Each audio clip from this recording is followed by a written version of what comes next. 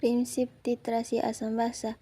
Titrasi asam basa melibatkan dua jenis larutan, yaitu larutan basa dan larutan asam yang dapat menempati dua peran sebagai zat di titrasi, titran, dan zat peniter titra.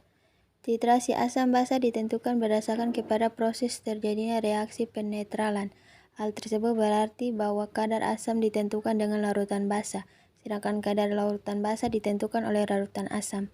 Untuk memaksimalkan proses titrasi asam basa, maka ketika proses pemberian titran ke dalam larutan titra harus memiliki sebuah indikator pengukuran.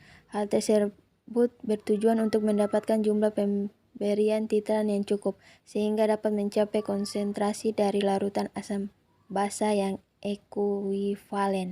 Jenis titrasi asam basa. Titrasi asam basa memiliki beberapa jenis berdasarkan kekuatan dari asam maupun basanya. 1. Titrasi asam kuat basa kuat.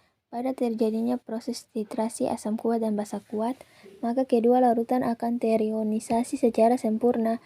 Hal tersebut disebabkan karena asam kuat dan basa kuat termasuk ke dalam larutan dengan kemampuan elektrolit kuat, sehingga memungkinkan terjadinya ionisasi sempurna di dalam air. 2. Titrasi asam kuat basa lemah.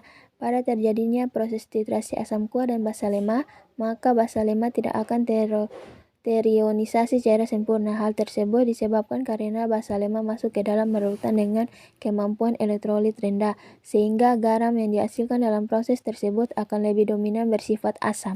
3. Titrasi asam lemah basa kuat. Pada terjadinya proses titrasi asam lemah dan basa kuat, maka asam lemah tidak akan terionisasi secara sempurna. Hal tersebut disebabkan karena asam lemah masuk ke dalam larutan dengan kemampuan elektrolit rendah, sehingga garam yang dihasilkan dalam proses tersebut akan lebih dominan bersifat basa. 4. Titrasi asam lemah basa lemah. Untuk titrasi menggunakan asam lemah basa lemah jarang dilakukan, karena larutan akan mengalami perubahan pH yang sangat singkat. Kemudian belum ada indikator yang dapat mengukur secara cermat perubahan dalam proses titrasi asam lemah dan basa lemah.